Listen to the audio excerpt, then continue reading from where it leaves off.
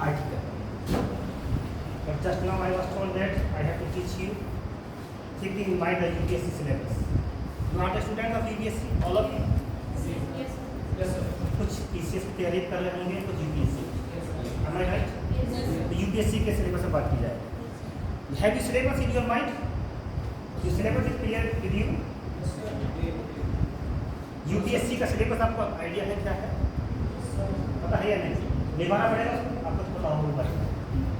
लेवाना पड़ेगा आपको, साइट देख लेंगे. सर देख लेंगे. ठीक है, देख लेंगे. UPSC एंड TCS ये दो चीज़ें हैं. जैसे कि उन्होंने वहाँ मुझसे लिखा था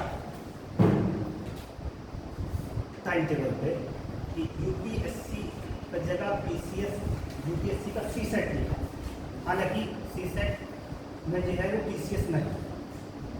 TCS का पेपर होता है UPPCS, UPPSC जिसे बोलते हैं. ठीक है, तो उसमें क्या है, CSET है. यानी कि जो पहला पेपर होता है प्री का, प्री में ही कुछ क्वेश्चंस आते हैं, at least 15 question. It's my first class, तो थोड़ा सा ये आइडिया होना चाहिए क्या क्या आता है. तो उसमें एटलीस्ट 15 और 17 ऐसे कुछ बताए थे मैंने, हर क्वेश्चंस आते हैं. ठीक है, इंग्लिश के. और I think if you are not aware, if you don't attempt the English portion, that is not possible for you to qualify the paper. I think अगर आपने वो क्वालिफाई टच ही नहीं करा, आप सोचेंगे हम इंग्लिश के अलावा पढ़ के बाकी कर लेंगे, तो I don't think you will qualify the paper. ये अपनी है. ठीक है, तो एक चीज़ तो ये है कि UPPSC करें हम तैयार.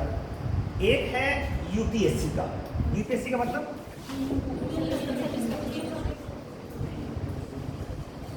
ये मेरे लिए थोड़ा सा दिक्कत वाला होगा.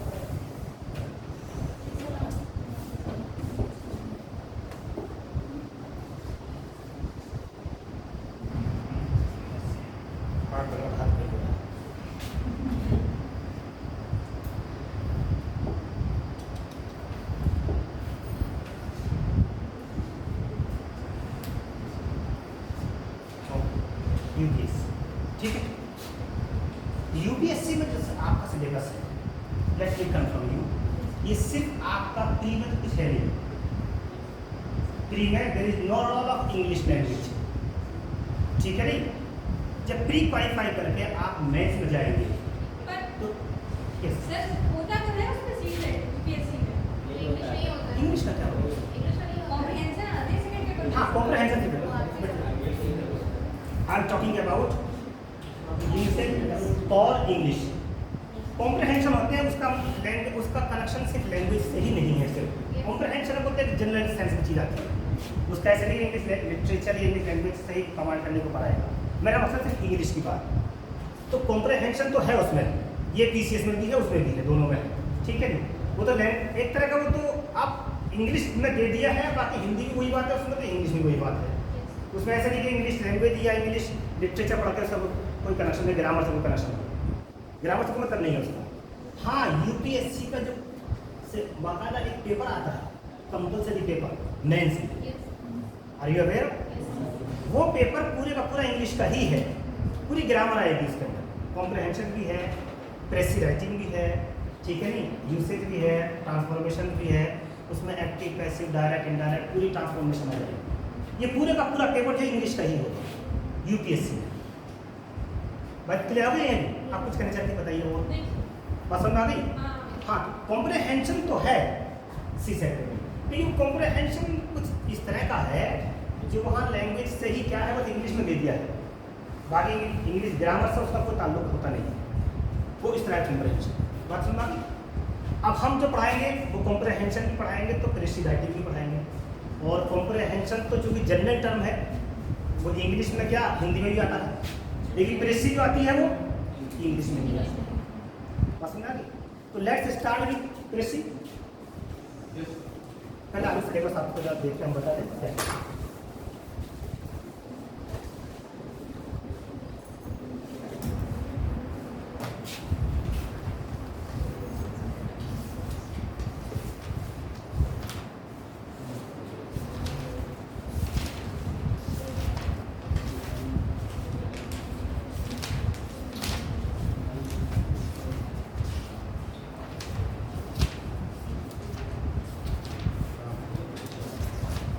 कुछ एनडीए के बच्चे भी हैं इसमें, एनडीए वाले, दूसरा क्या आता है? एनडीए का दूसरा। देखिए next start as a syllabus I tell you, इसमें 4 पॉइंट दिए हैं सिलेबस के रूप में। 4 पॉइंट क्या है? पहला पॉइंट है comprehension of a given passage as it told us, ये सी सेट में भी है और प्लस आपका जो कोर सब्जेक्ट होगा कंपलसरी पेपर उसमें भी चाहे लिख लो बल्कि इसको 4 पॉइंट लिख लीजिए, एक बार कंफर्म हो जाएगा। Comprehension of a given passage, देखिए comprehension of a given passage कितने नंबर का है ये? 15 × 5 इक्वल टू 75। 15 × 5 5 क्वेश्चन होंगे, एक क्वेश्चन 15 नंबर का होगा। ठीक है, क्लियर है? इक्वल टू 75 का। पहला पॉइंट हो गया। Second, प्रेसी writing. प्रेसी, इसको प्रेसी बोलते हैं, हालांकि लिखते क्या है? देखिए लिखते ही है, फ्रेंच वर्ड है, इसके बारे में बता दूंगा। बोलेंगे प्रेसी, खींच कर प्रेसी, प्रेसी राइटिंग, ये भी 75 नंबर की आएगी। ठीक है। थर्ड पॉइंट है usage and vocabulary. Third point usage, USAGE, usage and vocabulary, ये 50 मार्क्स की है। कितने नंबर की है? 50। फोर्थ पॉइंट, चौथा पॉइंट है शॉर्ट एसेज।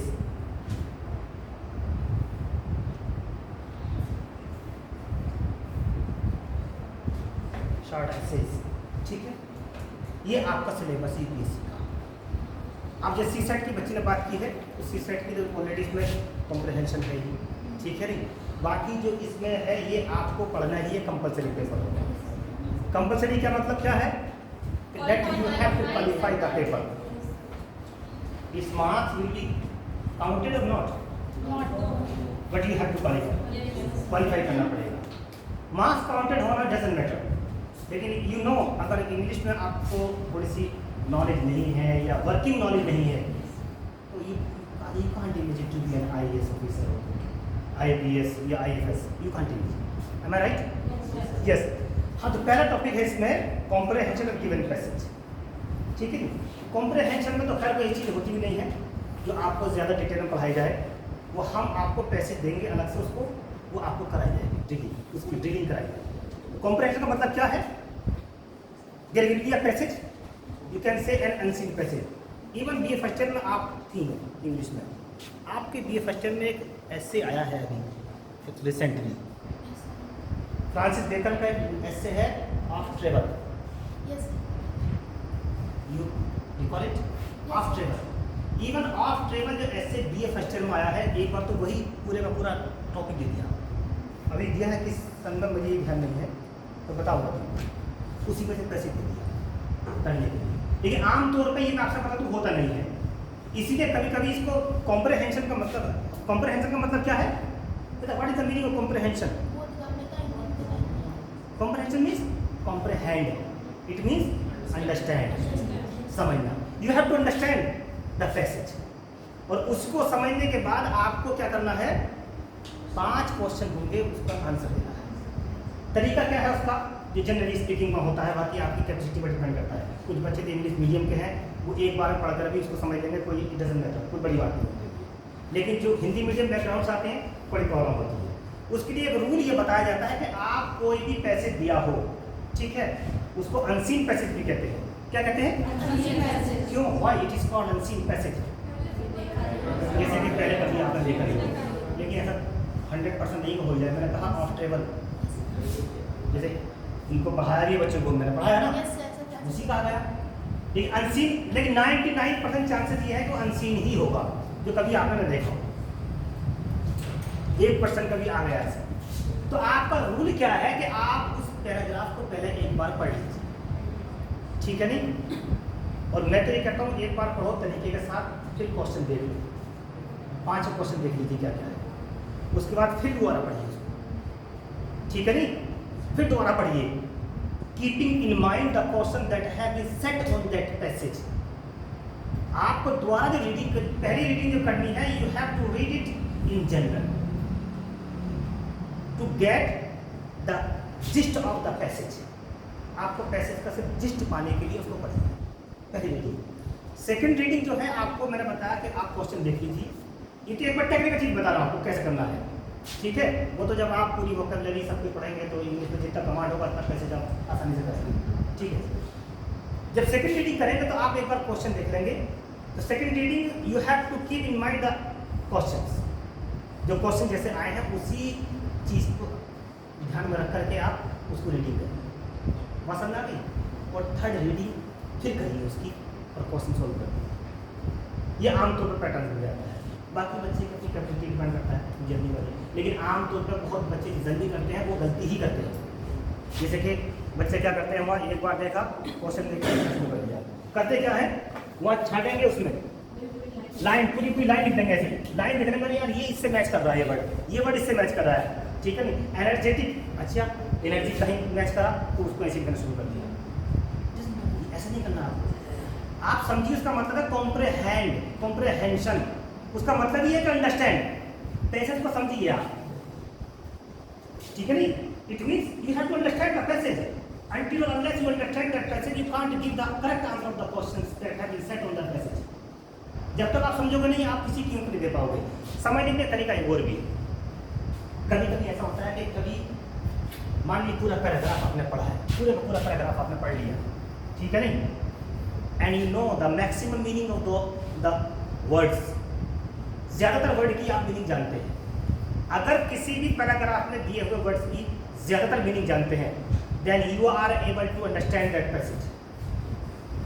ज़्यादातर का मतलब ये नहीं, मैं कह रहा हूँ सब नहीं, सबको दिमाग से निकाल लीजिए, सब होंगे, कुछ वर्ड हो सकता है ना हम समझ में आए आपकी, ठीक है, लेकिन आपको चूंकि ज़्यादातर वर्ड अगर आते हैं तो आप समझ जाओगे क्या कहना चाह रहा है, ठीक है नहीं। जैसे कि मिसाल के तौर पर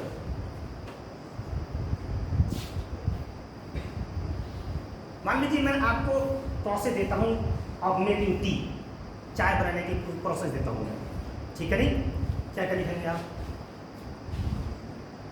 you will, yes you will take a cup or 2 cup of water, you will take some milk, you will also use some क्या sugar, you may use some tea leaf, ठीक है नहीं।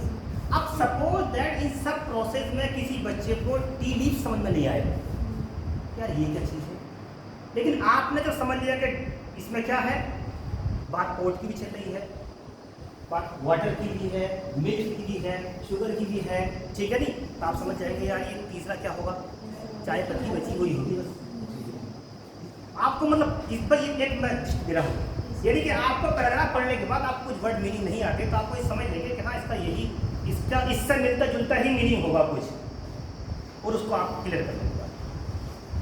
वहाँ ऐसा तो नहीं कि डिक्शनरी होगी आपके पास या मोबाइल होगा, निकाल कर वर्ड मीनिंग देख लेंगे, और वर्ड मीनिंग ऐसा होता भी नहीं कि जैसे कि आप जनरल स्पीकिंग में आप देखते भी हैं, general speaking even when you speak in Hindi you don't know the exact meaning of those words. Hindi में भी ना कितने वर्ड आपको समझ में नहीं आते क्या है बोलने वाले के, फिर भी आप समझ जाते हैं। ऐसे ही बिल्कुल यही स्ट्रेटजी आपको ब्रेन में रख के अपने पैराग्राफ को समझनी है।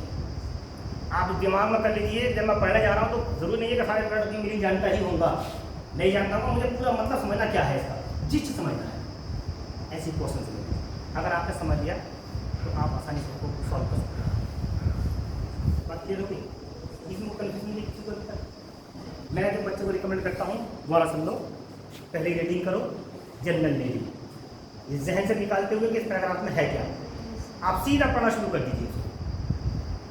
Slow reading, it demands slow reading, not the fast reading. आपको बहुत स्लो रीडिंग करनी है, ये आप प्रैक्टिस बनाएंगे। एक बार पढ़ने के बाद आप, मैं कहता हूँ कि फिर क्वेश्चन आंसर देख लीजिए कैसे कैसे क्वेश्चन आंसर आए। ठीक, क्वेश्चन समझ लिया आपने। सेकंड रीडिंग जो करेंगे आप, तो you have to keep in mind the question that have been set on that passage. आप सेकंड रीडिंग तब करिए जहन में रखते हुए कि कैसे कैसे क्वेश्चन उसमें दिए गए हैं, उनको अंडरस्टैंड समझते हो आप सेकंड रीडिंग को, और थर्ड रीडिंग को उसको आप सॉल्व कर सकते हो if you are an average student.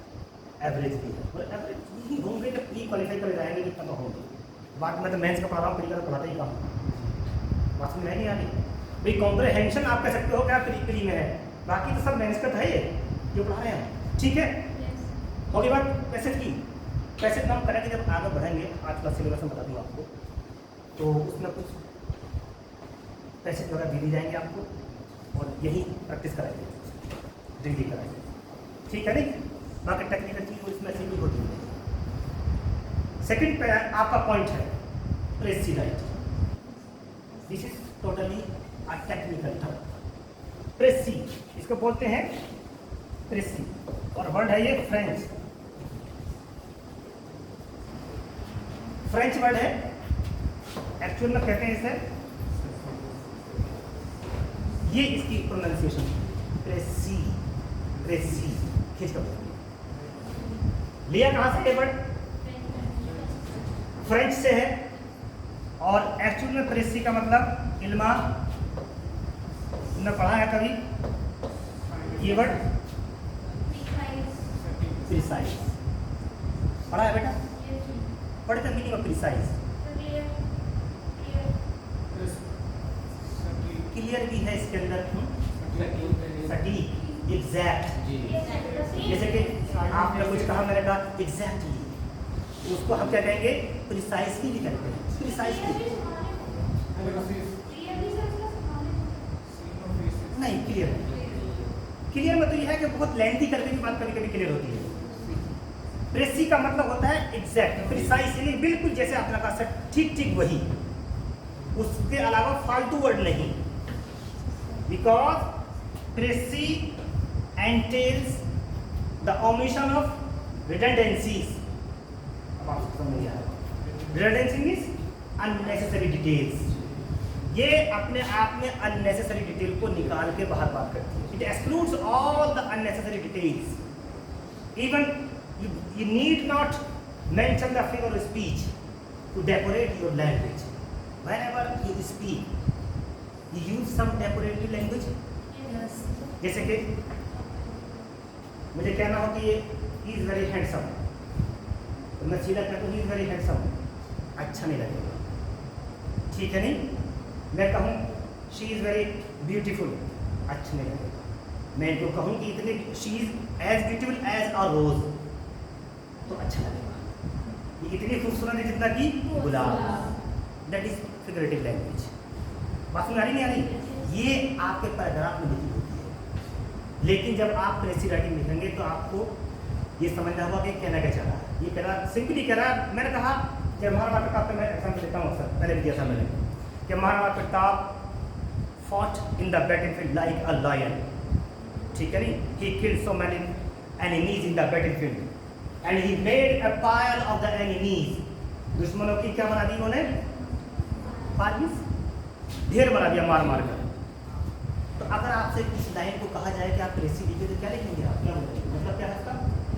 Maharana Pratap was very brave, या महाराणा प्रताप वाज ब्रेव, खत्म कहानी। ये प्रेसी हो गई। ये प्रेसी का जिस्ट है। प्रेसी का मतलब है आपको सारी जो रिडंडेंसीज होती हैं, अननेसेसरी डिटेल्स होती हैं, फिगर ऑफ स्पीच होता है, उस बात को लेंथी बनाने के लिए, ज़्यादा क्लैरिफाई करने के लिए, वो सब आपको निकालनी है। आपको एग्जैक्ट बात कहनी है। आपको कहनी है प्रेसीज, प्रिसाइज, यानी कि एग्जैक्ट बात कहनी है, excluding all the unnecessary details, that is precise. ये हुई प्रेसी। बात समझ आगे नहीं आगे? मैं एग्जाम्पल देता हूँ अक्सर बच्चों को प्रेसी का। और जैसे कि मैंने कहा, I wake up early in the morning, I walk up early in the morning, ठीक है नहीं। आई वेंट ऑन द, आपके पुराने क्लास में थे ना पहले, हाँ तो पर वही रिलेट जाता है बच्चों के, तो समझ में आते हैं ना बच्चों को। आई walk up early in the morning, मैं सुबह जल्दी उठा। I went on the morning walk, मैं मॉर्निंग वॉक पे करा। I saw something coming towards me, मैंने देखा एक चीज़ मेरी तरफ आ रही है। I saw it was a tiger, मैंने देखा कि टाइगर था। आई वाज स्केयर्ड, मैं डर गया। आई रन अवे, मैं वहाँ से भागा। ठीक है, अलग अलग सेंटेंसेस हैं। अब आपको कहा जाएगा write a precis on this passage, आप इसकी प्रेसी लिखिए। कैसे लिखेंगे आप? सिंपल नहीं है। Seeing a tiger in my early morning walk, I ran away with fear. मैं डर के मारे भाग गया। ये प्रेसी समझ आ गई? आपको जितनी भी इसमें अननेसेसरी डिटेल्स हैं, फालतू बातें हैं, वो सब आपको निकाल के भगा दी है, बाहर कर दी है। आपको जो एग्जैक्ट बात है हमें सिर्फ कुछ लिखिए, सटीक, इसीलिए कहते हैं प्रेसी, यानी कि प्रिसाइज, एग्जैक्ट, ना कि फालतू डिटेल्स। अब जैसे कि मैंने बच्चों को बताया भी था पहले भी, ठीक है, अगर इनसे कहा था कि एनडीए पढ़ाना, उसी हिसाब से मेंटली प्रिपेयर होगा, ऐसा बताऊँ आपको, आर्टिकल वगैरह। यहाँ तो मैंने यूपीएससी को बारे में। चलिए, तो हाँ, अब होता क्या है, टेक्निकल चीज़ है प्रेसी में, एक टेक्निकल चीज़ होती है। वो क्या होती है कि कोई भी पैराग्राफ जितना दिया होगा वर्ड में, आमतौर पर तो लिखा होता है कि इतने वर्ड का पैराग्राफ है, ठीक है नहीं, 1-2 वर्ड आगे पीछे हो सकते हैं, इट डजंट मैटर। मान लीजिए 15 नंबर का पैराग्राफ है, सॉरी 15 वर्ड्स का, कितना, सपोज दैट 15 वर्ड, बल्कि 15 क्यों कहें हम, पूरी बात करें, 100 वर्ड्स का कहें हम, 100 वर्ड्स का पैराग्राफ है, ठीक है। अब आपको प्रेसी लिखनी है, तो आपको जो प्रेसी की जो आपसे डिमांड करता है वो चाहता है कि आप लिखेंगे 1/3 पार्ट उसका। कितना लिखेंगे? 1/3 पार्ट। बात समझ आ गई? 1/3 का मतलब अगर 100 वर्ड्स का पैराग्राफ है, वो उसमें लिखेंगे छोटे वर्ड्स, ज़्यादा आपको दिमाग खराब करने की जरूरत नहीं है, ठीक है नहीं। और काउंट भी कर सकते हो सारे वर्ड तो काउंट कर लोगे ना। I am going to school, कितने वर्ड है इसमें? I am going to school 5, ऐसे ही काउंट करनी है, ठीक है। I am going to school 5 word, 100 words का पैराग्राफ है। आपको करना है 1/3 पार्ट देना है उसको, यानी कि कितने वर्ड में लिखना है, कैसे लिखनी है? 35, 34, मतलब 1-2 वर्ड आगे पीछे सकता है, डजन, कोई बात नहीं, उसका एडजस्ट कर सकते, ठीक है। 1/3 का 34, 33 या 34 या 35 वर्ड में, बस बहुत ज़्यादा ना हो, इतने वर्ड में आपको उसका जिस्ट देना है। ये भी कॉम्प्रहेंशन से इस मायने में मिलती जुलती है, यानी कि आपको 2-3 रीडिंग दे करके उसको समझना पड़ेगा पहले है क्या चीज़, और जितनी भी फालतू बातें हैं उसके अंदर, खास तौर से अगर वो स्पीच देखिए कहाँ है, अननेसेसरी डिटेल किसी चीज़ को इलाबोरेट करने के लिए अगर दी गई है, मान लो एडजेक्टिव का इस्तेमाल किया गया है, जैसे कि मैंने कहा कि ब्यूटीफुल बताने के लिए रोज़ का कंपेरिजन किया गया है, इनको स्मार्ट बनाने के लिए सलमान खान से कंपेरिजन की गई है, तो सलमान खान से भी आप अपने बॉलीवुड में रहिए, हमें यहाँ जरूरत नहीं है, ठीक है। आपसे इनकी बात कीजिए, ये सब चीज़ें। तो 1/3 का मतलब ये है, 1/3 का मतलब ये है कि जब आप प्रेसी लिखेंगे तो इवन जो कॉपी आपको दी जाएगी ना इसमें एग्जाम में, उसमें बाकायदा खाने बने होंगे, बॉक्स बने होंगे यूं, ठीक है नहीं, ऐसे बने होंगे।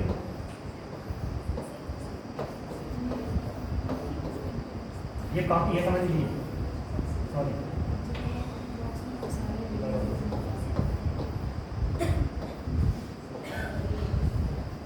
ठीक है, ऐसे ही कॉपी दी होगी आपको, और आपको एक बॉक्स में एक ही वर्ड लिखना है, लेटर नहीं, सॉरी वर्ड लिखना है।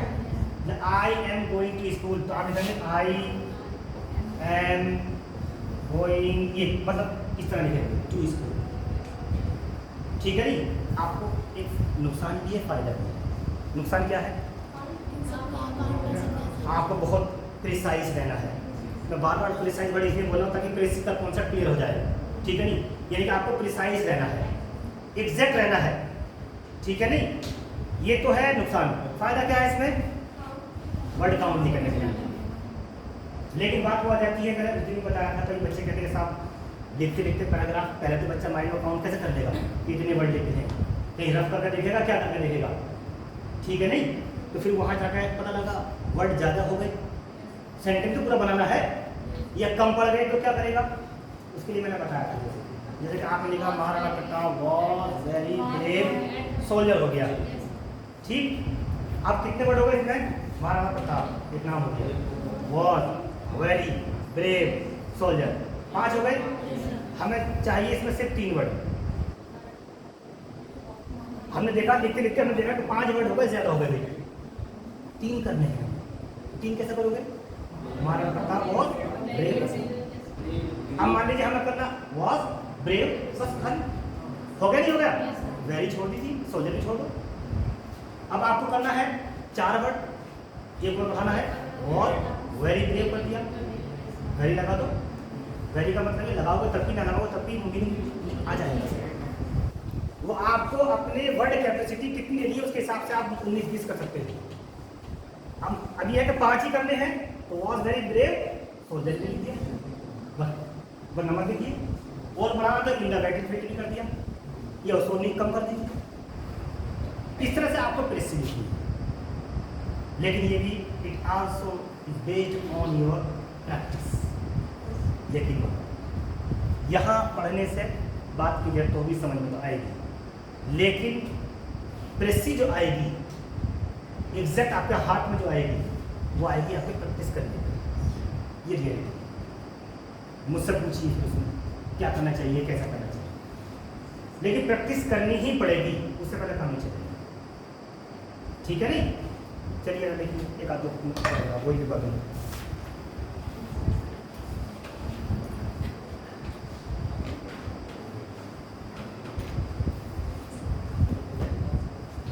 आज सिलेबस की बात करनी है, समझ कोई टॉपिक समझ डिटेल में बात नहीं जाएगी, थोड़ा टॉपिक समझ, ठीक है। डिटेल में अगले क्लास से शुरू करें। यूसेज एंड वोकैबुलरी अगला पढ़ें। ये अभी प्रेसी राइटिंग बात तो क्लियर, कॉन्सेप्ट समझ में आ गया है, नहीं आया? अगर किसी को कन्फ्यूजन हो तो इसका क्वेश्चन कर सकते हैं, पूछिए, मुझे अच्छा लगता है सवाल करना, अच्छा लगता है। इल्मा बेटा समझ में आ गया? सूरज आगे समझ में? लास्ट जो है सीसेट के सर है, सीसेट जो सेकंड पेपर होता है उसकी क्लास है आपकी इंग्लिश का। सीसेट की कॉम्प्रिहेंशन को बताएंगे टाइम टेबल में। ऐसा है, कॉम्प्रिहेंशन ही लिखते हैं लोग पूरा पूरा यूपीएससी का लिखते हैं, इसमें लिखा है यूपीएससी सीसेट। अब यूपीएससी का सीसेट कॉम्प्रिहेंशन ही तो है, सीधे कॉम्प्रिहेंशन है तो सब। ये सर अलग टाइप। चलो अच्छा उसका हम बात कर लेंगे, एक क्लास है, आप थोड़ा सिलेबस समझ लो उसका, अगर ऐसा होती है उसकी बात कर लेंगे, वो मुझे भी कन्फ्यूजन थोड़ा सा चल रहा है, ठीक है। तो आज क्लास में पता कर लेंगे उसका। ग्रामर का कोई इशू नहीं, वो अलग टाइप का है। इसमें ग्रामर का कोई इशू नहीं, वो अलग टाइप का सीसेट आता है प्री में, और ये मेंस इसमें ग्रामर को खास ध्यान से करके पढ़ाया जाता है मेंस में, जी सर। और सीसेट में उसमें ग्रामर का कोई कॉम्प्रिहेंशन। आप बैठ जाइए, क्वेश्चन ठीक है इनका, उसके बारे में बात करते हैं। कॉम्प्रिहेंशन ही पढ़ना, और कॉम्प्रिहेंशन की 2-3 क्लास में खत्म हो जाएगा, बस कॉम्प्रिहेंशन रहेगा। मेन फोकस तो ये है ना, मैं तो इसे फोकस देता हूँ, और चूंकि ये पढ़ाया भी हमने यही है जो पढ़ा रहा हूँ, मेंस के नहीं बताया था, उन्होंने लिखा है उस पर, सीसेट सर लिखा है। ठीक, तो मैं उसके बारे में बात करता हूँ। और सी सेट का तो मैं कॉम्प्रिहेंशन ही पढ़ा सकता हूँ, पढ़ाऊँगा भी तो इंग्लिश नहीं, वो मैं बात कर लूँगा उनसे, जिस तरह टाइम टेबल बनेगा उस तरह से पढ़ाएगा, ठीक है नहीं। वो उसमें हो सकता है दोनों की बात रखी जाए या दोनों की ना रखी जाए, वो अलग चीज़, लेकिन वो बात टाइम टेबल समझ के ही बात करूँगा मैं। फिलहाल जो सिलेबस की पूरी बात करेंगे तो बात करेंगे इसमें। ज़्यादा सी सेट की बात है तो सी सेट में तो सिर्फ कॉम्प्रिहेंशन ही होगा, ठीक है, जिस पर हम बात कर रहे थे। और अब दोनों कंबाइंड समझ लीजिए इसको, बस बात सी सेट की भी हो गई और आगे मेंस की चल रही, ठीक है। और जो मेंस का है वो ही पीसीएस का जो प्री पेपर होता है वो भी सेट वाला कहते हैं, सी सेट वाला, वो भी इसी में आता है, ठीक। थर्ड पॉइंट जो है यूसेज एंड वोकैबुलरी। अब इसकी हम बात करें, यूसेज एंड वोकैबुलरी। इससे पहले ये जो है प्रेसी राइटिंग का कोई प्रॉब्लम किसी को, कॉन्सेप्ट समझ में आ गया क्या है? Usage and vocabulary. थर्ड हुआ यूसेज एंड वोकैबुलरी। असल में जो फोकस होगा वो इस वाले का पॉइंट पर होगा, यूसेज एंड वोकैबुलरी। इसमें सारा आ जाएगा आपका, क्या क्या आ जाएगा इसके अंदर? आपको पता पेपर में नहीं आता है आपके, यानी कि आप यूपीपीएससी का पेपर देंगे उसमें भी यूसेज एंड वोकैबुलरी ही होती सारी, ठीक है नहीं? और आप जब इसमें देंगे मेंस में, तब भी यूसेज एंड वोकैबुलरी का खेल ज़्यादा है। Aldous it has only 50 marks, कितने नंबर का है? 50 नंबर का। लेकिन सच ये है अगर आप ये 50 मार्क्स समझ नहीं पाते तो आप 75 तो सब भूल जाएंगे, कर ही नहीं पाएंगे। पढ़ाया नहीं जाएगा, एक्चुअल जो फोकस होगा क्लास में वो इसी पर होगा, यूसेज एंड वोकैबुलरी। इसको समझेंगे तो कॉम्प्रहेंशन तो आपके लिए बड़ी चीज़ है, कर लेंगे। और फिर इसकी राइटिंग भी इसी पर डिपेंड करेगी सारी की सारी। किस पे? यूसेज एंड वोकैबुलरी, ठीक है? यूसेज वोकैबुलरी में क्या क्या आएगा आपका?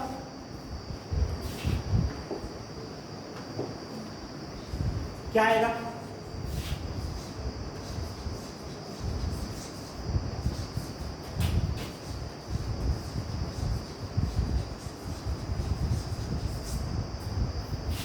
गलत हो गया, अभी नहीं आता है, कितना करना है?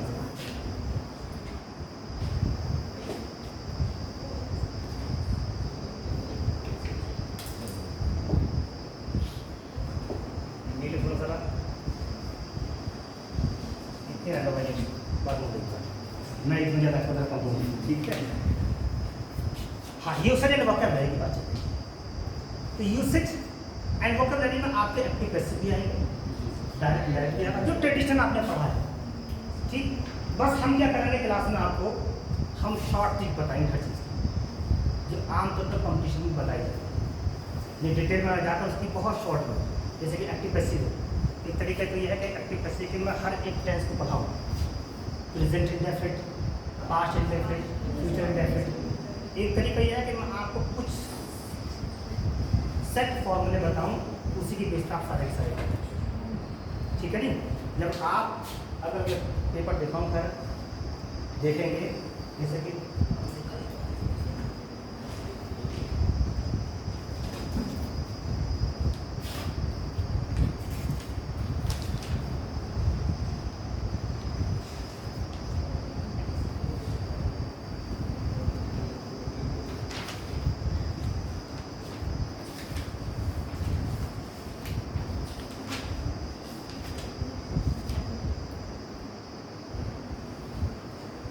देखिए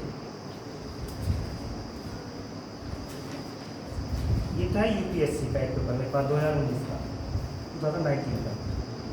अरे एक है पीसीएस का, ठीक है नहीं? तो यूपीएससी का वैसे आप लोगों का फिलहाल तो फोकस यूपीएससी होगा ना सबका, पीसीएस तो है नहीं किसी भी। तो यूपीएससी में 2019 में इसी की बात कर रहा हूँ। एक तो ये है एस्से राइटिंग, ये इसके बाद आएगा, ठीक है? और कॉम्प्रहेंशन, इसके बाद जो आया है, ठीक, वो सब यूसेज एंड वोकैबुलरी का है। जैसे कि वर्ड दिया है, उसको अपने वर्ड में यूज़ करना है, आपको सेंटेंस में यूज़ करना है। इसमें दिया भी है यूसेज एंड वोकैबुलरी एग्जाम्पल है, जैसे कि डिस्डेन, ये तुम्हारे एग्जाम उसमें आया हुआ है। बताइए कैसे यूज करोगे, ऐसा आपको लेके बता रहा हूँ। डिस्डेन आपको इसको यूज करना है अपने सेंटेंस में। क्या करेंगे?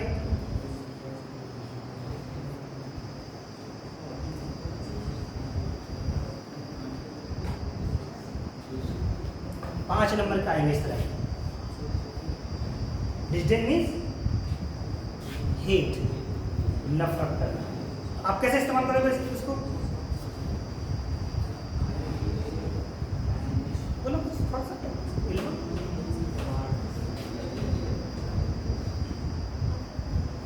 सूरज बताओ बेटा। अरे मैंने एक सिंपल वर्ड दिया आपको, डिस्डेन मीन्स हेट, नफरत करना।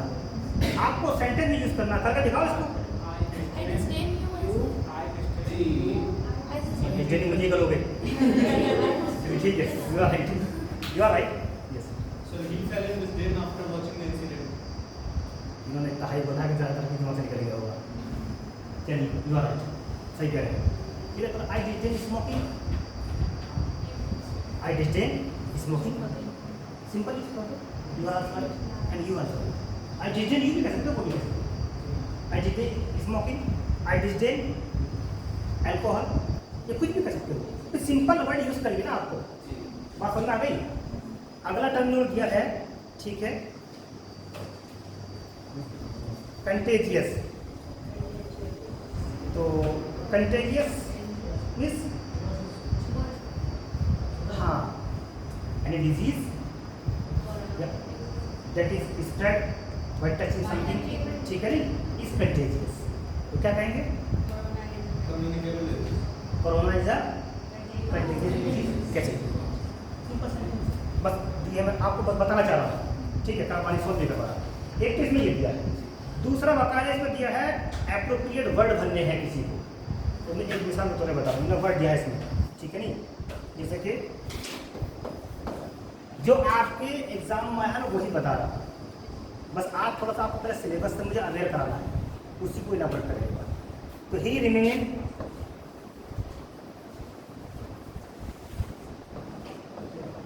ये कर ऐसा आएगा।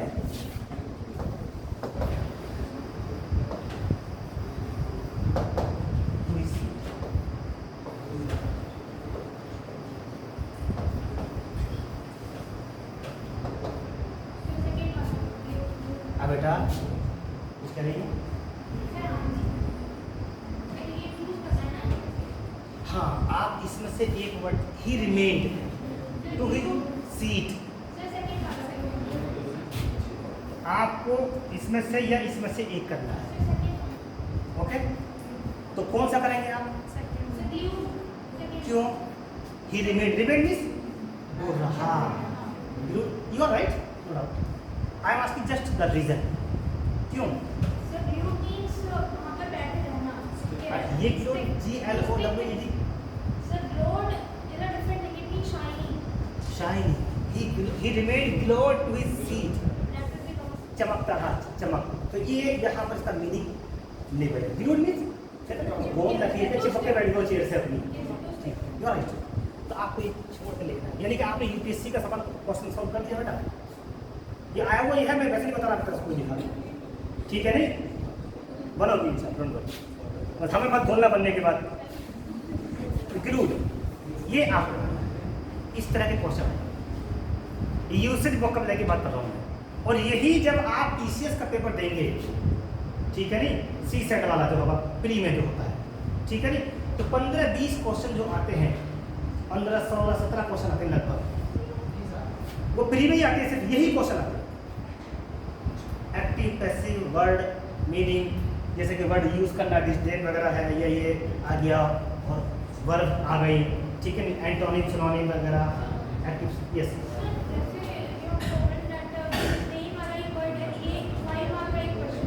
यस, नहीं 1 मार्क का एक question, only 1 marks, it has only 1 marks, this one has also 1 marks, there will be 5 questions. Objective हाँ, इसका होगा ऑब्जेक्टिव, इसमें दिया होगा बाकायदा कॉलम में कौन से भी लिखना आपको टिक करने के लिए, ठीक है नहीं, या राइटिंग का राइटिंग का होगा, ठीक है। तो ये आपको एक क्वेश्चन का एक it is equal to 1 marks, 5 question है 5 मार्क्स, बात क्लियर हो गई ना। इस तरह का क्वेश्चन आएगा। आगे जो दिया है इन्होंने,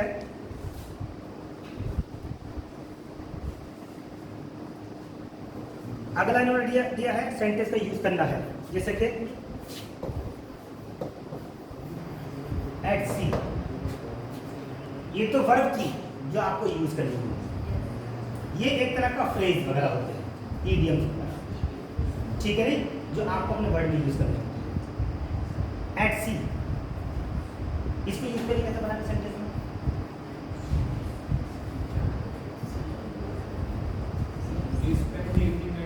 What is the meaning of at sea?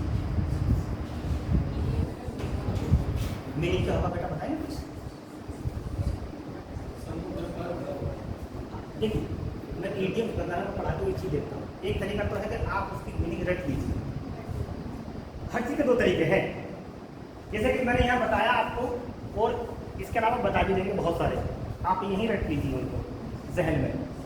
ये ज़्यादा कारगर नहीं होता लेकिन शॉर्ट टर्म टारगेट को हिट कर सकता है। ये भी तरीका है कोई सी बना, ठीक है नहीं। एक तरीका यह है कि आप समझ कर रख लीजिए, ज़्यादा अच्छा है। एट सी मतलब कहते हैं जैसे कि किसी को समुद्र में डाल दिया हो, अब वो देखे चलो तो कहाँ जाऊँ क्या करूँ, यानी कि पजल्ड, कंफ्यूज्ड पूरी तरह से। सपोज दैट आप रात में सोए हो और सुबह को आपको बीच समुद्र में आपकी चारपाई पड़ी है और आप ये क्या हो, कहाँ गया है। तो at sea, you are at sea, मतलब समुद्र के बीच में पता ही नहीं पाया कहाँ है, तो you are puzzled, you are confused, इसीलिए ये वर्ड बना है। एट सी का मतलब जैसे कि अचानक समुद्र के बीच में आकर गिर गया, पता नहीं किधर जाए, पानी ही पानी चलता, ठीक, इससे ही मीनिंग बनेगा। शायद अब आज के बाद भी भूल गया, ठीक है ना, इस तरह से। एट सी का मतलब पजल, कंफ्यूज्ड, आप बनाओ सकते।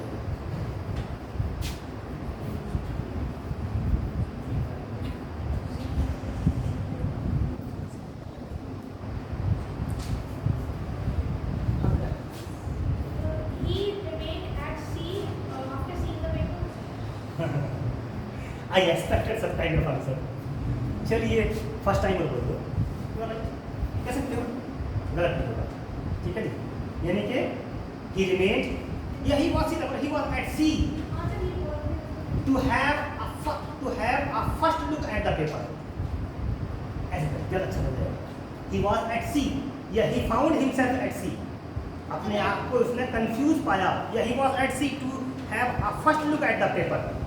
पेपर पे करेंगे का डालकर तो ही वॉज एट सी, बिल्कुल कंफ्यूज हो गया, करूँ क्या, कैसे करूँ, ये पहली बार उन्होंने देखा, ठीक, मे भी ना बाद में वहाँ स्टडी की हो तो सॉल्व कर लिया हो। ये आपको सेंटेंस तरह ये भी यूपीएससी का है। आगे बढ़िए, वैसे आपको मेंटली तैयार कर रहा हूँ कि आपको क्या पढ़ना है और क्या चीज़ आनी है, ठीक है नहीं, यहाँ वो डिटेल में नहीं जा रहा। और आगे इन्होंने दिया है बाकायदा एक वर्ब बननी है आपको, जैसे कि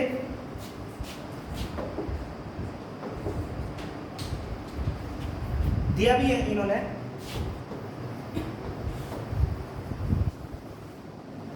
बता इसलिए रहा हूं कि यूसेज एंड वोकैबुलरी का ही पार्ट है सारा, जितना इन्होंने लिखा हुआ था, ठीक है नहीं।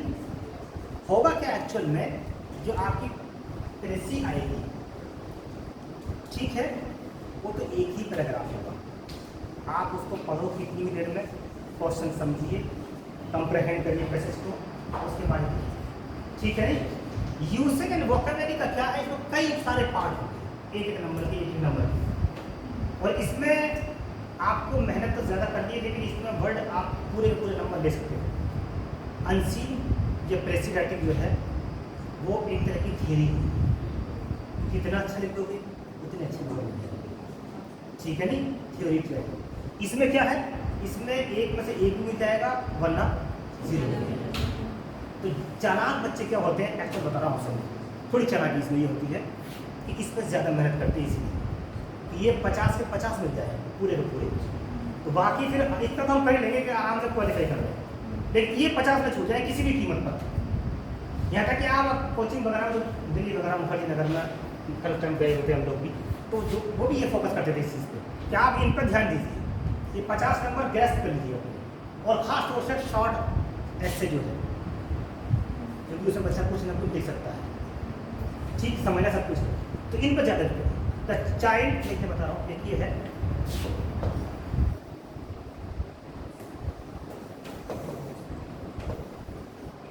क्या है,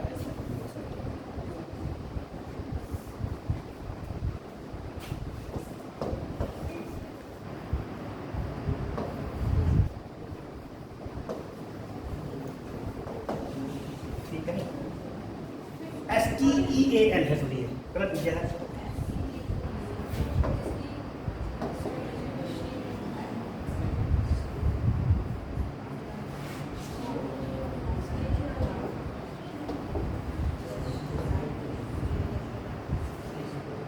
ठीक है बेटा, सही हो गया। बताइए क्या बनेगा इसका,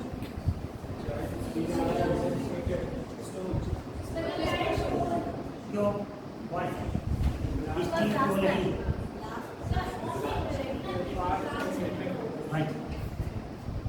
जब भी कभी लास्ट नाइट एक्चुअल में पास्ट इंडेफिनिट का इस्तेमाल होता है। एक चीज़ तो बता दूँ कि सेकंड फॉर्म जो वर्ब की लगती है वो सिर्फ पास्ट इंडेफिनिट में ही लगती है, इसके अलावा का इस्तेमाल नहीं। ठीक, पहली चीज़।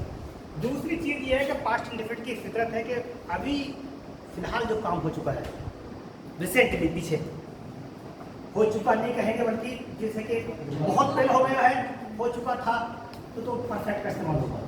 यही फर्क है इनमें, प्रेजेंट परफेक्ट, पास्ट परफेक्ट और पास्ट इंडेफिनिट, एक माइनर सा डिफरेंस है।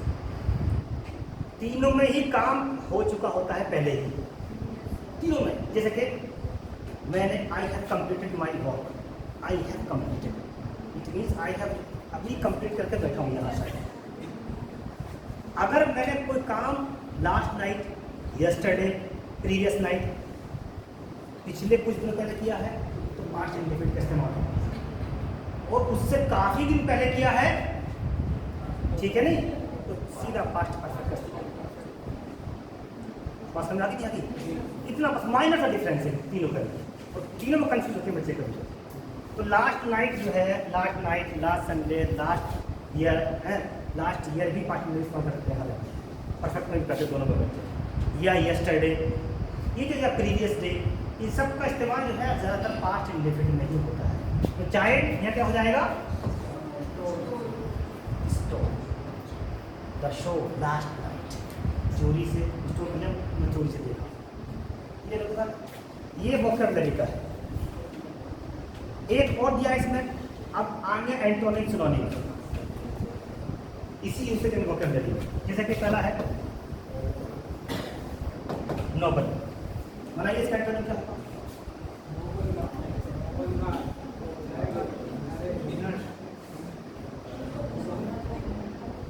एंटोनिम नोबल मीन्स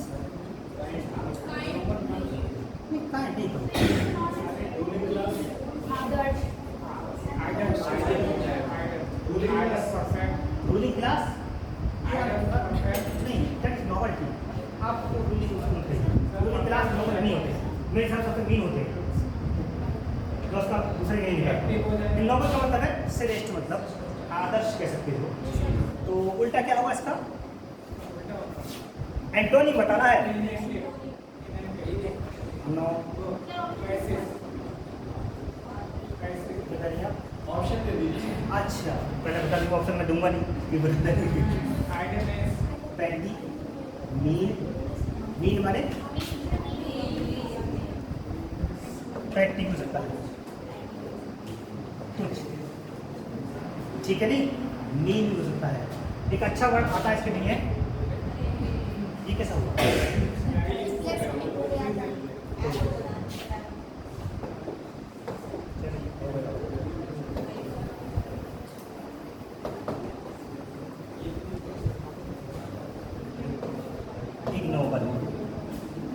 नोबल का इग्नोबल ज़्यादा मिलेगा, इग्नोबल, ठीक है नहीं, ज़्यादा मिलेगा इग्नोबल।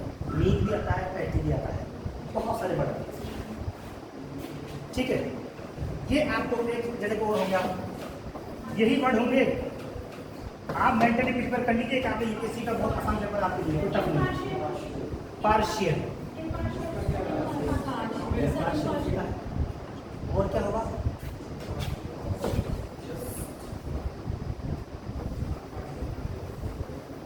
इम्पार्शियल, और क्या होगा? और भी तो हो जाएगा कंप्लीट, पूरे का पूरा। पार्शियल माने आंशिक, अंश, पार्ट, तो हॉल हो गया, पार्टी पार्शियल, टोटली इम्पार्शियल ज़्यादा अच्छा, ज़्यादा एक्यूरेट। इंटायर हो सकता है, लेकिन हॉल है, इम्पार्शियल है, दे आर मोस्ट एक्यूरेट। ये अगर ये है आपके साथ। इसके बाद फिर आगे इसमें आपको चेंज करने हैं, एक्टिव पैसिव आ गए, डायरेक्ट इनडायरेक्ट आ गए, इसी के अंदर है सारे के सारे, डायरेक्ट इनडायरेक्ट आ गए, ठीक है नहीं। और एक्टिव पैसिव है, एज सून एज है, या नो सून डिड है, ठीक है। नीदर नो का इस्तेमाल, सिंपल सेंटेंस बनाना है।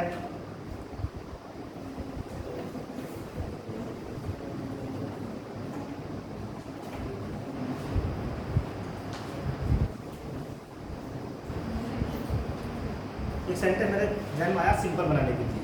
ये अलग से हम पढ़ाएंगे, मैंने उस बार पढ़ाया तब मैं बता रहा हूँ। ये है when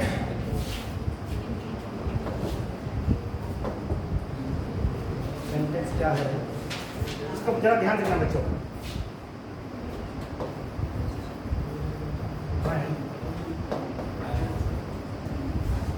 When the dog is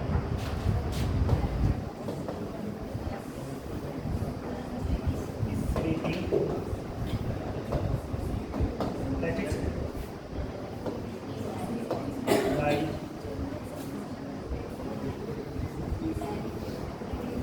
peacefully, ठीक है नहीं? When the dog is sleeping, let it lie peacefully, ठीक है। अब इसका बनाना आपको क्या बनाना है, सिंपल। वैसे फिलहाल है किस फॉर्म में, अब किस चीज में है, कंडीशनल नहीं, मैं अब सिंपल की बात चल रही है तो आप सिंपल कॉम्प्लेक्स कंपाउंड, तीन ही कैटेगरी में टेंसेस की, सिंपल कॉम्प्लेक्स और कंपाउंड, तीन होती है ना। कोई भी sentence whenever you speak from your mouth, अपनी जबान से आप जो भी बोल रहे हो, कोई भी सेंटेंस, ठीक है, हर एक आपकी जो आउट पोइंग होती है, it will come in either category, it will be either compound और कॉम्प्लेक्स और सिंपल, या तो सिंपल होगा या कंपाउंड होगा या कॉम्प्लेक्स होगा। तो ये क्या है, ज्यादा मसला compound, I am really sure, लेकिन कंपाउंड नहीं है, कॉम्प्लेक्स। क्या है ये, कॉम्प्लेक्स है। इसका सिंपल बनाना, बनाइए कैसे बनाइए। और मैं आपसे बता दूं, यूसेज वोकैबुलरी पे फोकस जो दिया जाता है कोचिंग वगैरह में भी कहीं भी, वो इसलिए भी दिया जाता है कि ये ट्रांसफॉर्मेशन जो आप पढ़ेंगे, एक्टिव पैसिव पढ़ेंगे, इसी को आप प्रेसी राइटिंग में इस्तेमाल भी करेंगे, इसी से प्रेसी राइटिंग करेंगे। यानी कि वहाँ पर आप सेंटेंस कई सारे देखे हैं, कॉम्प्लेक्स में लिखा, कंपाउंड में लिखा है, आप शॉर्ट में सेंटेंस को सिंपल में लिख दीजिए, अपने आप छोटा हो जाएगा, 1/3 पार्ट होता है। तो क्या बनाएंगे इसका, आपको बताइए थोड़ा सा idea. Let the dog sleep या लाई कर दो, एक ही समान तो कुछ भी, दोनों चल जाएगा। लेट द, ये ऐसे पढ़ो, let the sleeping dog lie peacefully, सोते हुए कुत्ते को चैन से सोने देना। Let the sleeping dog lie peacefully, बस ना, यानी कि इट जो है पूरे का पूरा इट, आप इसको एडजेक्टिव बनाते चला, स्लीपिंग डॉग, सोता हुआ कुत्ता, इट की जगह लिख दो, बाकी पूरा ऐसे। Let the sleeping dog lie peacefully, बात क्लियर हो गई? कोई कंफ्यूजन है? वो हम खैर जब क्लास में पूरी चलेगी तो कॉम्प्लेक्स कंपाउंड को हमें बताया नहीं, जैसे कि सब बताया जाएगा हो जाएगा। लेकिन अब एग्जाम है क्या, इसमें थोड़ा एक आपको, अगर ऑप्शन दिए हों, ठीक है नहीं, ऑप्शन दिए हैं तो फिर वहाँ हो सकता है ऑप्शन ये भी हो, let the sleeping dog lie peacefully, एक ये भी हो, let the dog sleep peacefully, एक ये भी हो सकता है, let the dog lie peacefully, ठीक है नहीं, कि होगी पॉसिबिलिटी, एक होता अलग है। तो अब तीनों ठीक है, लेकिन सबसे ज़्यादा ठीक क्या है, या तो स्लीपिंग डॉग लेट ज़्यादा बेटर, और आईएएस में यही है। यानी कि एक भीड़ अगर उन्माद कर रही है तब तो आईएएस उसको कई तरीके से क्रश कर सकता है। एक तो तरीका यह है कि डंडा फेंक के भगा सकता है, ठीक है नहीं, एक तरीका ये है, ये भी तरीका है, नहीं माने से कर ले, लेकिन वो क्या अपनाएगा, पहले शांति के साथ वो समझा बुझा कर भी वापस कर भेज सकता है। तो आपके पास ऑप्शन कई सारे हैं क्रश करने के उसको, लेकिन आप कौन सा तरीका अपनाते हो ज़्यादा इफेक्टिव हो, ये चीज़, यही तो मेंटली ट्रेन करना होता है इन सब चीज़ों का मकसद। इनका जो पॉलिटिक मीनिंग है मैं बताता हूँ लिटरेचर में, हर चीज़ की डिनोटिव और क्वालिटेटिव मीनिंग होती है। तो डिनोटिव मीनिंग क्या है, डिनोटेटिव जो आपको जाहिर दिखाई दे रही है। स्लीप माने सोना, और स्लीप माने मरना ही होता है, स्लीप का मतलब आराम नहीं होता है। क्वालिटेटिव जब आप जाओगे तो तमाम मीनिंग मिलेगी बियॉन्ड द डिक्शनरी, जिससे लिटरेचर बनती है, ठीक है नहीं, और डिनोटेटिव एक ही इसलिए, तो आपको क्वालिटेटिव मीनिंग ढूंढनी है। यानी कि ज़्यादा पॉसिबिलिटी, ज़्यादा अच्छाई किस चीज़ में है। बात समझ आ गई नहीं आगे? तो ये तरीका है। चलिए ऐसे बहुत सारा है। ये इस तरह से आएगा आपका वोकैबुलरी। इसमें क्या क्या आया है? कॉम्प्लेक्स बनाने भी आया है, कंपाउंड भी आया है, रिमूव टू, क्या क्या टू को हटाना। जैसे कि मैं इसका कोई एग्जांपल दूं, ही is very fat, he is very fat, full stop, he can not run fast. बनाओ इसको सिंपल, बहुत सिंपल बताया मैंने आपको। Yes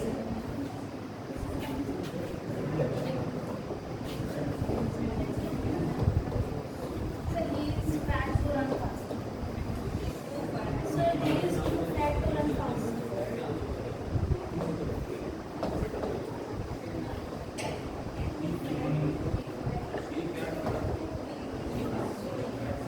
He is too fat. Yes, sir, he is too fat to run fast. मेरे teacher ने पहले ही बोल दिया, बस हो गया जो थी। He is very fat, he can not run fast. It means he is too fat to run fast. ये सिंपल। और यही बनाना है आपको प्रेसी लिखते हुए। प्रेसी ऐसे ही लिखी जाएगी कि आप सारी लंबी बातें छोड़ करके उसको इतना शॉर्ट में लिखो। इसीलिए इस पर ज़्यादा फोकस होता है। सारी प्रेसी कॉम्प्रहेंशन इसी में आ जाएगा, सारी यूसेज एंड वोकैबुलरी में। आप अगर ट्रांसफॉर्मेशन करनी जानते हैं तो आपके लिए प्रेसी लिखना कोई मुश्किल काम नहीं है, आसानी से जहाँ छोटा हो उसको वैसे लिखिए, ठीक है ना। इसका ले सकते हैं, इसका लिंक हो गया, ये दिया हुआ है इसमें।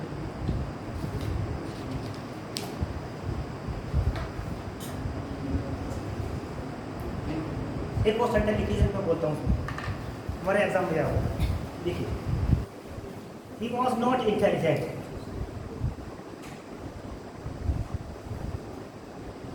He was not intelligent.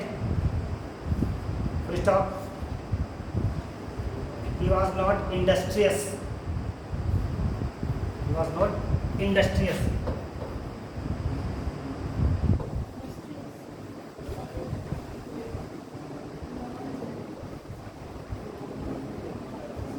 Industrious.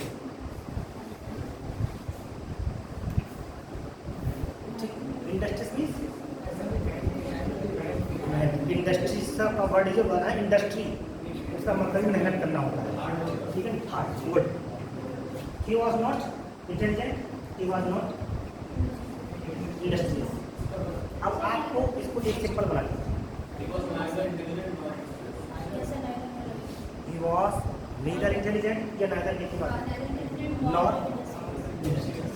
अब क्या है, इतना आसानी से करो ये केस। अब जहन से अपने दिमाग से निकाल दीजिए पट्टा करके से। चलिए इसको बंद करें। ये था यूसेज एंड वोकैबुलरी, इस तरह की आती है। बात समझ आ गई? यानी कि क्या क्या आता है उसमें? वर्ड आ गया, वर्ड बनना आ जाएगी। इसमें अभी प्रीपोजिशन भी आती है, कहीं नहीं है, प्रीपोजिशन भी आती है, वर्ड बनने आती है, डायरेक्ट इनडायरेक्ट है, एक्टिव पैसिव है, कंपैरेटिव डिग्री है, रिमूव टू है, मतलब जितनी भी आपकी ग्रामर होती है अपने पढ़ी जाते डिक्शनरी वो सारी आएगी। फ़र्क क्या है कि बड़े माइनर फ़र्क आती है। ओवर स्मार्ट ज़्यादा धोखा खाते हैं, याद रखना। ओवर स्मार्ट लोग हमें ज़्यादा धोखा खाते हैं, जो कम स्मार्ट मेहनती थोड़ा अलर्ट होकर ध्यान देते हैं वो आसानी से करते हैं, ठीक है। ओवर स्मार्ट ये है कि आपको पता है कि ग्रामर हमें पढ़ी है यार, ये सारी चीज़ें कंप्यूटर चले आ रहे हैं, ठीक है नहीं। ठीक, एक तरीका यह है कि बहुत बारीकी से पढ़ो, तो बारीकी ही आएगी वहाँ। बात समझ आ गई नहीं आ गई? ये कर। चलिए लास्ट पॉइंट हम देखते हैं आपसे सिलेबस क्या है। Last point short essays. Syllabus आज ही खत्म कर दिया है, यानी कि समय में क्या एडवांस है, एक ही दिन काफ़ी है, ज़्यादा टाइम तो होता भी नहीं है। बार कई दिन नहीं क्या ऐसा लगता है एक्सपीरियंस अलग है। तो शॉर्ट एसेज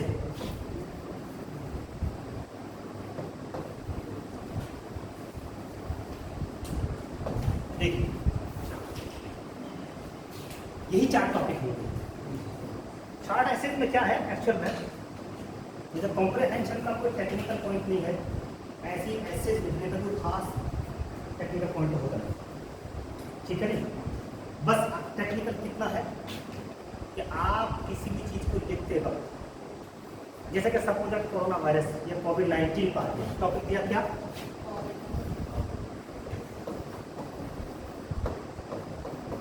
कोविड-19, ठीक है।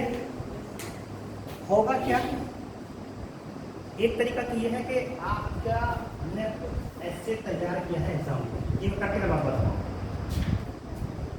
आपने जो तैयार किया है कोई ऐसे वगैरह, वही आपके एग्जाम में आ गया, तो फिर आपको ये रिकॉल करने की ज़रूरत नहीं है कि मैंने क्या बताया तरीका, ठीक, आप हमें लिखिए और फिर आगे।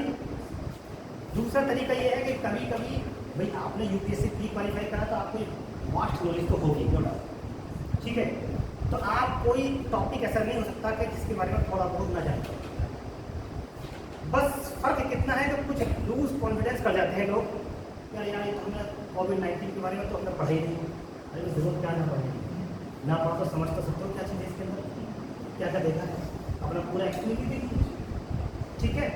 तो हर एक चीज़ का लिखने के लिए आप जहन में फिट कर लीजिए, चाहे उसको पॉइंट लिखे ना लिखें, इंट्रोडक्शन तो होगा ये, ठीक है।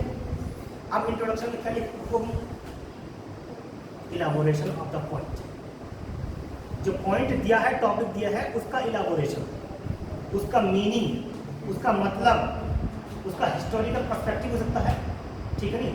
डायक्रॉनिक और सिंक्रोनिक 2 स्टडी होती है, डायक्रॉनिक माने हिस्टोरिकल और सिंक्रोनिक जो साइमल्टेनियस होती है, ठीक है नहीं। दोनों स्टडी आप समझिए, डायक्रॉनिक कोई चीज़ है तो बता दीजिए उसको हिस्टोरिकल पॉइंट ऑफ व्यू से, यानी कि पहले आप इंट्रोडक्शन में उसका मीनिंग बताओ, किसी चाहे कुछ भी आ जाए, पोल्यूशन कंट्रोल के ऊपर आ जाए, कंप्यूटर के ऊपर आए, साइंस के ऊपर आए, कोविड-19 के ऊपर आए, किस चीज़ के ऊपर आए, जैसा कि ये है मान लीजिए, कैसे इलाबोरेट करोगे इसको आप, इस सिंपल तरीका बता रहा हूँ, बाकी तो आप मतलब पढ़ोगे कितना स्टैंडर्ड लिखना है वो आपकी मर्जी है, अच्छा जितने लिखोगे तब पढ़ के लगोगे। तो कोविड क्या लिखेंगे सीधा, कोविड-19 मीन्स कोरोना वायरस, और डी फॉर डिजीज, 19 क्या, ठीक है, डेट, ये होगा लिख दिया आपने। अब इसी में आपने ये पूरा लिख दिया है, कोरोना वायरस मतलब corona virus disease that was originated in 19, ये ओरिजिनेट हुई इसमें कहाँ हुई, इन वुहान चाइना। आप लिख दीजिए जो भी आपको जानते हो सकता, यहाँ तो अब बात आ गई इस टॉपिक की, तो मैं इंग्लिश का बोलता, आप इसका हिस्ट्री मुझसे जानते हो, वो अलग चीज़ है, इसको लिख दो, ये इसका है। हाँ इतना मैं आपसे बता दूँ, कुछ पेपर्स मैंने इसमें स्टडी किए हैं, लास्ट ईयर जैसे पेपर्स वगैरह आए हैं या और मैंने देखे, तो इसमें आप 6-7 ऐसे हैं जो रिकरेंट आए, आप उठा कर देखना, मैं 6-7 पॉइंट बताऊंगा आपको, और मेरे ख्याल से पिछले कई सालों से इससे बाहर नहीं होगा, बाहर होगा तो क्या, टॉपिक को लिखने का अंदाज, टॉपिक वही होगा। कोविड-19 आया, कोरोना भी आ सकता है, ठीक है नहीं, लॉकडाउन भी आ सकता है, लॉकडाउन पीरियड, मैंने आपको कोविड-19 का ऐसे लिखवा दिया, सपोज है, हटा दिया, आपका रख दिया, क्वेश्चन आ गया लॉकडाउन एक्सपीरियंस, ठीक, इन 2020 या 2021, लॉकडाउन पीरियड किससे आया है, कोविड से तो आया है। अगर आपने कोविड पढ़ा है तो लॉकडाउन पीरियड का तो आपको पता होगा ना, उसके बारे में लिखेंगे जरूर, किस तरह से लोग लॉकडाउन क्यों हुए थे, why were people lock down in their house, क्यों लोग किए गए थे, जो कि था कोरोना। तो अब जैसे कि अब मैंने बताया कि कोविड-19 अगर एक टॉपिक बताया है तो इसके बहुत सारे टॉपिक हो जाएंगे, क्या बताएंगे, कोविड-19 में जाएंगे, खुद कोरोना वायरस तो है ही, ठीक है नहीं, या कंटेजियस डिजीज आ गया, फैटल डिजीज के बारे में तो आप कोरोना को ले सकते हैं, लॉकडाउन एक्सपीरियंस आ गया तब भी ये लिखेंगे आप, ठीक है नहीं, या contribution of China in spreading different contagious disease, ऐसा आ गया, बहुत सारे कंटेजियस डिजीज को स्प्रेड करने में चाइना का क्या योगदान रहा, तो आप सबसे ज़्यादा किस पॉइंट पे इलाबोरेट करोगे? आपके सहन में यही ज़्यादा है, इसको करेंगे। टॉपिक मतलब ये कहने का ये है कि एक से बहुत सारे टॉपिक बनते हैं। एक 4-5 टॉपिक मैं देखो तो मैं बता देता हूँ आपको, यही ज़्यादातर होंगे कि मैंने थोड़ा सा डिफाइन है अपनी स्टडी करता हूँ, मेरा अपना है। नंबर 1 वीमेन एम्पावरमेंट, लिख लो इसको, नारी सशक्तिकरण, वीमेन एम्पावरमेंट, लिखिए होगा आपका। हाँ, सेकंड है एनवायरमेंटल इश्यूज, सेकंड है environmental issues. Third point society, समाज। अब सोसाइटी के ऊपर बहुत डिफरेंट टॉपिक है, किस किस नाम से होगा, कभी कभी तो कंफ्यूजन में ये भूल जाओगे सोसाइटी को पूछ रहा है क्या पूछ रहा है, लेकिन होगा सोसाइटी, ठीक है नहीं, इसमें आप रहते हैं। Fourth point economics, economics. अब इकोनॉमिक्स सब्जेक्ट नहीं मतलब हिंदी क्या कहेंगे, अर्थव्यवस्था, नहीं शास्त्र नहीं, अर्थव्यवस्था, वही बात कहना चाह रहा हूँ मैं। इकोनॉमिक सिस्टम, अब क्या आ जाएगा इसमें, इकोनॉमिक सिस्टम ऑफ इंडिया, ठीक है नहीं, या declining condition of economic in India, economy की कंडीशन डिक्लाइन हो रही है, क्यों हो रही है, बहुत डिफरेंट तरीके से आएगा ये क्वेश्चन, लेकिन ज़्यादातर होगा ये point economy. Fifth science and technology, बहुत घिसा पिटा है साइंस एंड टेक्नोलॉजी। और सिक्स्थ पीरियड है, छठा पीरियड, मीडिया और सोशल मीडिया, मीडिया और सोशल मीडिया।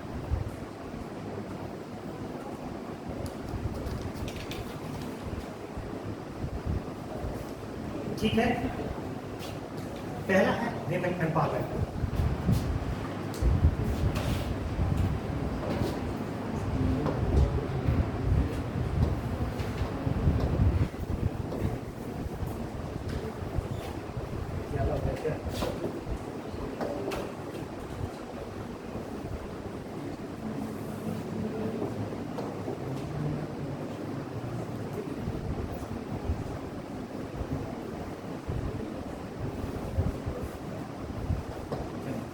वीमेन एम्पावरमेंट, ठीक है, ऐसे।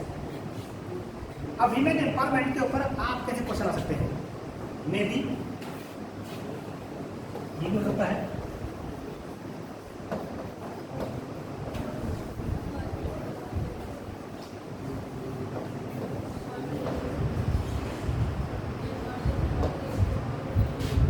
मार्जिनलाइजेशन ऑफ वीमेन, मार्जिन का मतलब है, ये वर्ड बहुत इस्तेमाल होता है, ये लिख रहा हूँ मैं, मार्जिन का मतलब है बॉर्डर, किनारा, दुपट्टे का मार्जिन होता है, कहते हैं मार्जिन से नाम इसका, मार्जिन का मतलब है किनारे पर, यानी कि मेन स्ट्रीम से किसी चीज़ को हटा दिया गया है, उसको आप मार्जिनलाइज करेंगे। इसका मतलब है that it is topic suggest that women have been pushed from the mainstream society into the margin of the society.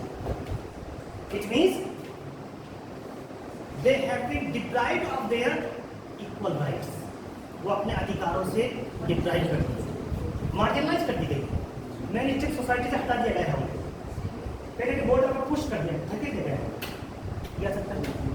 Victimisation of women आ सकता है, विक्टिम का मतलब शिकार होना, विक्टिमाइजेशन वीमेन होता है, एक्सप्लॉइटेशन ऑफ वीमेन होता है, इमर्जिंग इमेज ऑफ वीमेन होता है, औरतों की बढ़ती हुई इमेज इमर्ज हो रही है हो सकता है। डिफरेंट एंगल से क्वेश्चन हो सकता है, बहुत सारे इसके एंगल हो सकते हैं वीमेन के ऊपर।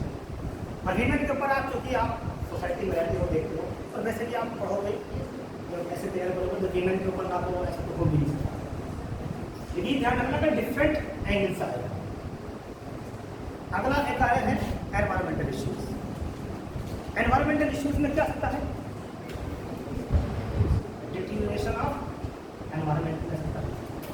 डिग्रेडेशन ऑफ एनवायरनमेंट, ठीक है, depletion of ozone layer in the environment. आप साइंस का ज़्यादा जानते हो बेटा, ग्रीन हाउस इफेक्ट आता है, डिफोरेस्टेशन आता है, ये सब पाए में है इकोसिस्टम आ सकता है, इकोलॉजिकल इम्बैलेंस में आ सकता है, ये क्या है सब एनवायरनमेंट। और आप क्यों नहीं बनाइए क्लासेस लग पाएंगे क्योंकि आपका पीरियड तो ये पूरे वीक में ये क्या 2 दिन पड़ेगा बेटा इतना ही टॉपिक है, ज़्यादा है कि सिलेबस इंग्लिश का भाई, जो सिलेबस मैंने आज बताया यही तो है, तो क्यों नहीं करा सकते इसको, इतना डेली होगी पढ़ाई जाएगी, ठीक है ना। चलिए, डोंट बी होपलेस, होपलेस ना हो। तो IAS करने वाले आदमी हो, बहुत पॉजिटिव एटीट्यूड होना चाहिए तुम्हारा, ठीक है नहीं। हाँ, इतना तो जरूर है कि आपके लिए इंपॉर्टेंट चीज़ें हैं जो होनी ही चाहिए, डोंट वरी, वो तो मैं सब पढ़ाई दूँगा। और सबसे ज़्यादा मेरी निगम में इंपॉर्टेंट है आपकी न्यूज़ से वो कर देगा, ग्रामर वाला पोर्शन ज़्यादा रहता है अगर बात उसकी नहीं हुई तो। और CSET की बात हुई सिर्फ, तो वो फिर अगला तरीका अपनाया जाएगा उसको। एनवायरमेंटल इश्यूज़ की बात आ गए हैं सोसाइटी को, सोसाइटी के ऊपर भी डिफरेंट तरीका है, क्या हो सकता है, कैसे किया जा सकता है। लिटरेचर रिफ्लेक्ट्स या मिरर्स सोसाइटी। लिटरेचर का मतलब सिर्फ इंग्लिश लिटरेचर नहीं होता है, हाँ रिटन वर्ड्स जुड़ते भी हैं, थियरीज वगैरह है, हिस्ट्री भी उसमें आ जाती है, तमाम लिटरेचर। तो लिटरेचर जो है वो रिफ्लेक्ट करता है किसको, सोसाइटी, समाज का प्रतिनिधि। इसमें फिल्म इंडस्ट्री भी आ जाएगी, ठीक है ना। जैसे कि फिल्म इंडस्ट्री या मूवीज रिप्रेजेंट द सोसाइटी, समाज को रिप्रेजेंट करती है, सोसाइटी का उन्हीं को दिखाता है, ठीक है। ये सोसाइटी में आ जाएगा। इकोनॉमिक की बहुत अच्छी जाएगी, जैसे कि अनएम्प्लॉयमेंट हो सकता है, पॉवर्टी हो सकता है, इकोनॉमिक से जुड़े हैं।